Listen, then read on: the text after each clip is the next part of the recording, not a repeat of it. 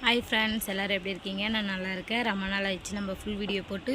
இப்போ வந்து ஒரு 4 காட்டன் ப்ளவுஸ் கட் பண்ண போகிறேன். இது காட்டன் ப்ளவுஸ் கிடையாது. இதோடைய துணி கிளாத் நல்லாவே இல்லை.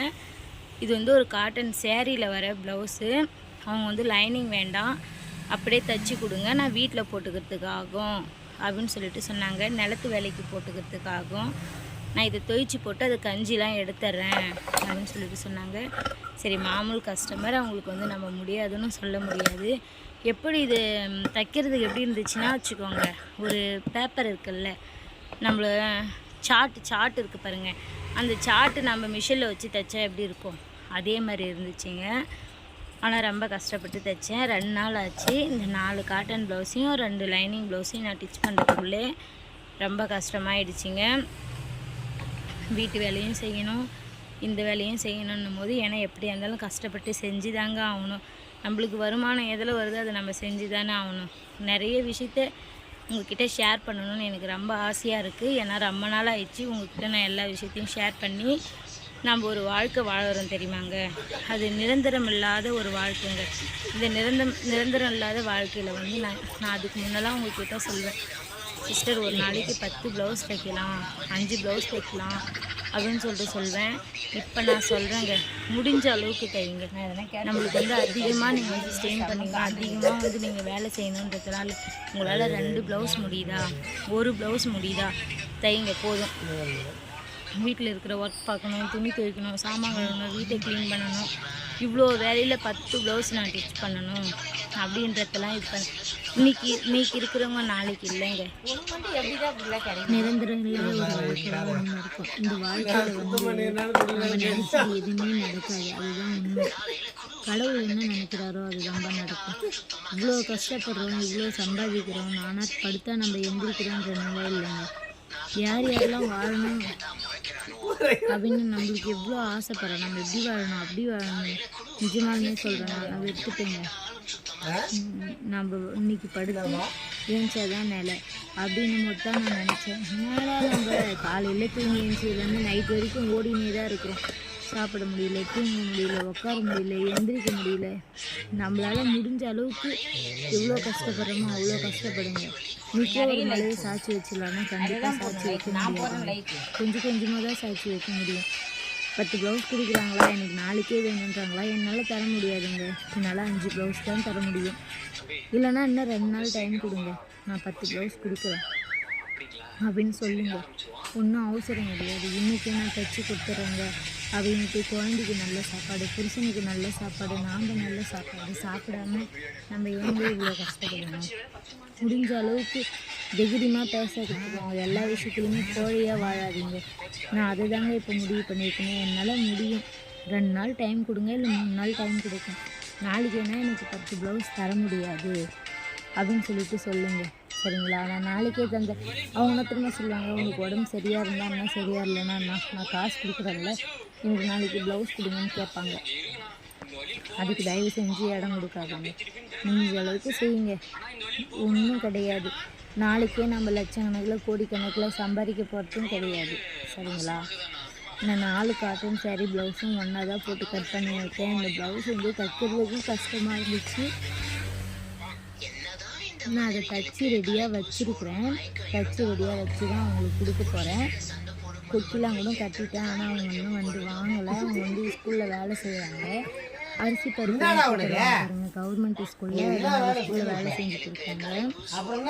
நான் வீட்டில் போட்டுக்கிறேன், ரஃபி சூட் போட்டுக்கிறேன் அப்படின்னாங்க. அப்பயும் நான் உங்களுக்கு வீட்டுக்கு 4 இது கேட்டேன். அக்கா இது வந்து குத்தும், கிளாத் வந்து சரியில்லை அப்படின்னது. நான் 4-5 இது நான் போட்டு தைச்சிருக்கிறேன், நான் தைச்சிக்கிறேன் அப்படின்னு சொன்னாங்க. சரிங்கக்கா, அதுக்கப்புறம் உங்களுடைய விருப்பம் அப்படின்னு சொல்லிட்டு தான் நான் இந்த வேலையை செஞ்சேன். நானும் நீங்கள் நினைக்கிற மாதிரி என்னடா அக்கா அப்படி பேசுவீங்கன்னு தயவு செஞ்சு நினைக்காதீங்க. இதே நான் ஒரு வீடியோவில் சொன்னேன், உங்களால் 10 ப்ளவுஸ் தைக்க முடியும் அப்படின்னு சொல்லிட்டு. இப்போ நான் சொல்கிறேன், நம்மளால் 10 ப்ளவுஸும் தைக்கலாம், 20 ப்ளவுஸும் தைக்கலாம், ஒன்றும் பிரச்சனையே இல்லை, சரிங்களா? ஏன் அவ்வளோ ஓடணும், ஏன் நாம் நம்மளையே கஷ்டப்பட்டுக்கணும்? நம்மளுக்கு நல்ல சாப்பாடு, நம்ம கணவருக்கு, நம்ம குழந்தைங்களுக்கு. நான் சம்பாதிக்கிறேன் உன்னை யாரும் ஓட சொல்லலையே, நீ சம்பாதி, உனக்கு முடிஞ்ச அளவுக்கு உன் கைக்கு நீ சம்பாதி, உன் கௌரவத்துக்கு நீ சம்பாதி. அதனால் உன் வாழ்க்கையே சம்பாதினே ஆகிடக்கூடாது இல்லை. வாழ்க்கையில் நாம் அனுபவிக்க வேண்டியதெல்லாம் நிறைய விஷயங்கள் இருக்குது. இந்த வீடியோ சோகமாக தான் இருக்கும், சோகமாக தான் போகும். வீடியோ போட்டு ரொம்ப நாள் ஆகுது. நடுவில் பிரச்சனைகள் அதிகமாக இருந்துச்சு. இந்த பிரச்சனையும் சரி உங்களுக்கு ஷேர் பண்ண ஒரு வீடியோ போடலாம் அப்படின்னு சொல்லிட்டு தான் நான் போட்டிருக்கேன். அதே மாதிரி உங்களுக்கும் நிறைய எப்படி நான் சொல்கிறது சேவிங் இருக்கணும் அப்படின்ற. இன்றைக்கி நான் 1000 ரூபாய் சம்பாதிக்கிறேன், நான் 1000 ரூபாயும் செலவு பண்ணிடுவேன், அதெல்லாம் செலவு பண்ணக்கூடாது. நாளைக்கு யார்கிட்டயும் சேவிங் வேணும். எவ்வளோ சேவிங் வைக்கிறீங்களோ அவ்வளோவும் நம்மளுக்கு நல்லதுங்க. இதை முதல்ல தெரிஞ்சுக்கோங்க. அந்த காலத்துலேயே நம்மளுக்கு ஒரு பழக்கத்தை கொத்து கொடுத்துருப்பாங்க. அப்போலாம் நம்ம பேருக்கோ திருவிழாவுக்கோ எதுக்குன்னா போனால் உண்டியல் வாங்கி தருவாங்க. ஞாபகம் இருக்குங்களா? அந்த உண்டியலில் நம்ம அப்பாவோ அம்மாவோ ஊர்லேருந்து வர அம்மாவோ பாட்டி பத்திரவோ கொடுக்குற காசு போடுவோம். அப்படியே போட்டுகிட்டே வரும். ஒரு கட்டத்தில் அது நம்மளுக்கு தேவைப்படும். எதுனா வாங்குறதுக்கோ இல்லை ஒரு பொங்கல் தீபாவளி ட்ரெஸ் எடுக்கிறதுக்கோ தேவைப்படும். அப்போ நம்ம அந்த உண்டியில் இருக்கிற காசு எடுத்து நம்ம எடுப்போம். ஆனால் இப்போ நம்ம பொங்கல் தீபாவளிக்கு அங்கே எடுக்கிறோம். நம்ம அடிக்கடி ட்ரெஸ் எடுக்கிறோம். அடிக்கடி எடுக்காதீங்க. நம்மளுக்கு தேவைன்னா மட்டும் செலவு செய்யுங்கள். தேவையில்லாத செலவு செய்கிற ஒரு ரூபாயுமே நம்ம நைட்டிலிருந்து பகல் ஃபுல்லாக இடுப்பு வலிக்க கஷ்டப்பட்ட ₹1 சரிங்களா? அதை முதல்ல தெரிஞ்சுக்கோங்க. எவ்வளோ கஷ்டப்படுறோம், நம்ம எவ்வளோ திமிரு பிடிச்சின்னு இருக்கணும் உங்களுக்கு தெரியுமா? 10 ப்ளவுஸ் தைக்கிறோம். என்கிட்ட ஒரு நாளைக்கு 2000 ரூபாய் இருக்குங்க.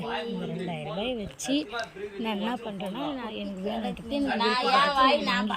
நீ என்ன சொல்கிறது, நீ வாங்கி தர தேவையில்ல, நான் வாங்கிக்கிறேன் அப்படின்னு சொல்கிறோம்ல. அதுதாங்க நம்மளுடைய முதல் திமிரு. நாம் சீராக சம்பாரித்து நாம் சீராக வச்சுருந்தா நம்ம அவ்வளோ திமிராக இருக்கிறோம். சரியா? நம்ம சம்பாதிக்கிறோன்ற திமிரில் நம்ம நிறைய விஷயத்த செய்கிறோம். அதை முதல்ல நீங்கள் புரிஞ்சுக்கோங்க. நான் நிறைய அதை புரிஞ்சுக்கிட்டேன்.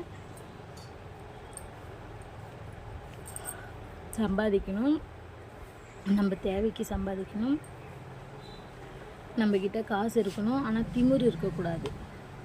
1000 ரூபாய் சம்பாரிச்சோமா, 200 ரூபாய்க்கு செலவு, 200 ரூபாய் தேவை. நம்மளுக்கு எது தேவையோ அதில் ஒரு 200 ரூபாய் மிச்சம் பண்ண கற்றுக்கோங்க. நாளைக்கே நம்மளுக்கு முடியல அப்படின்னும் போது அதே கணவரோ அதே பசங்களோ தான் நம்மளுக்கு நிற்பாங்க. யார்கிட்டையுமே திமிரு கொண்டாடாதீங்க. முடிஞ்ச அளவுக்கு ஸ்டிச் பண்ணுங்கள், முடிஞ்ச அளவுக்கு சம்பாதிங்க, முடிஞ்ச அளவுக்கு சேமிப்பு வச்சுக்கோங்க. அந்த உண்டியலில் நம்ம சேமிக்கிற மாதிரி இப்பயும் ஒரு உண்டியல் வச்சுக்கோங்க. நான் ஒரு உண்டியல் வச்சுருக்கிறேன். அந்த உண்டியலில் என்னால் முடிஞ்ச அளவுக்கு 500, 1000 அது மாதிரி நான் போடுவேன். 100, 200 போடுவேன், எல்லாமே போடுவேன். ஆனால் ஒரு சமயத்தில் ஒரு 6000, 7000 நான் அதில் எடுப்பேன். எடுத்து வீட்டுக்கு என்னுடைய ஹஸ்பண்ட் கையில் கொடுப்பேன். நம்ம திமிராக எதையுமே சாதிக்கிறதை விட அன்பாக சாதிக்கலாங்க. நம்மளுடைய திமிரு எதையும் நம்ம ஒரு தொழில் பண்ணுறோன்ற திமிரு என்றைக்குமே நம்மக்கிட்ட இருக்கக்கூடாது. அது முதல்ல தெரிஞ்சுக்கோங்க. அதனால தான் சொல்கிறேன். ஏன்னா நான் நிறைய ப்ளவுஸ் ஸ்டிச் பண்ணேன். ஸ்டிச் பண்ணதுக்கப்புறம் இடுப்பு வலி, அதுக்கப்புறம் கழுத்து நரம்பு இழுக்கிற வலி, நிறைய வலி வந்துச்சு. அப்போ தான் நான் யோசித்தேன், ஒரு டைமு நம்ம ஹாஸ்பிட்டல் போகிறப்ப 1000 ரூபாய், 2000 ரூபாய், 1000 ரூபாய், 2000 ரூபான்னு கொடுத்துட்டு வரோம். நம்ம ஒரு நாள் 2 நாள் சம்பாதிக்கிறது ஒரு 10 நிமிஷத்தில் கொடுத்துட்டு வரோம். அதுக்கு தான் அதிகமாக நீங்கள் ஸ்டிச் பண்ண வேணான்னு நான் சொல்கிறேன். இதே நான் தான் சொன்னேன் உங்ககிட்ட, ஒரு நாளைக்கு 10 ப்ளவுஸ் கூட ஸ்டிச் பண்ணலாம் அப்படின்னு சொல்லிட்டு. இப்போ நான் சொல்கிறேன், அதிகமாக ஸ்டிச் பண்ண வேணாம், முடிஞ்ச அளவுக்கு வாங்குங்க. முடியாத அளவுக்கு என்னால் தைக்க முடியாதுன்னு சொல்லி கொடுத்துடுங்க. ஒன்றும் பிரச்சனை இல்லை. கண்டிப்பாக எத்தனை கஸ்டமர் ஒன்றாலும் நம்மளை தேடி வருவாங்கங்க. ஏன்னா நம்ம தைக்கிற இது அவங்களுக்கு கரெக்டாக இருக்கும், ப்ளவுஸ் கரெக்டாக இருக்குது, இவங்கக்கிட்ட போனால் நம்மளுக்கு கரெக்டாக இருக்குன்னா நம்மளால் முடிகிற அன்றைக்கி வாங்கி தைச்சிக்கோங்க. முடியாத அன்றைக்கி தயவு செஞ்சு கொடுத்துருங்க. ஏன்னா நைட்டும் பகலும் கண்ணை மூச்சு தைக்காதீங்க. சாப்பிட்ட சாப்பாடு ஜீரணம் ஆகாத வாமிட் வர அளவுக்கு நம்ம தைக்கணுன்றது இல்லை. இன்றைக்கி இருக்கிற எப்படின்னா வாழ்க்கையை நம்மளால் நாளைக்கு வாழ முடியாது. சரிங்களா? தூங்கி எழுந்தா நிலை இல்லாத உலகத்தில் இருக்கிறோம். அப்படின்னும் போது முடிஞ்ச அளவுக்கு கம்மி பண்ணிக்கோங்க. முடிஞ்ச அளவுக்கு உடம்பை பார்த்துக்கோங்க. உங்களுடைய ஹஸ்பண்ட் பசங்களை எல்லாத்தையும் பார்த்துக்கோங்க. வயிறார மனசார சாப்பிடுங்க சம்பாதிச்சு. சிக்கனம் இருக்கலாம், ஆனால் ரொம்பவும் சிக்கனம் தேவையில்லை. ஓரளவுக்கு நம்மளுடைய சேவிங் நம்மளுடைய சேஃப்டிக்கு இருந்தால் போதும். அவங்க இதை சொல்லுவாங்க, இவங்க அதை சொல்லுவாங்க அப்படின்னு நீ நல்ல துணிமணி கட்டாத, சாப்பிடாமல் கொள்ளாமல் இருக்கணும்னு அவசியம் கிடையாது. என்னுடைய வீடியோ பிடிச்சிருந்தால் லைக் பண்ணுங்கள், சப்ஸ்கிரைப் பண்ணுங்கள், கமெண்ட் பண்ணுங்கள். பாய்.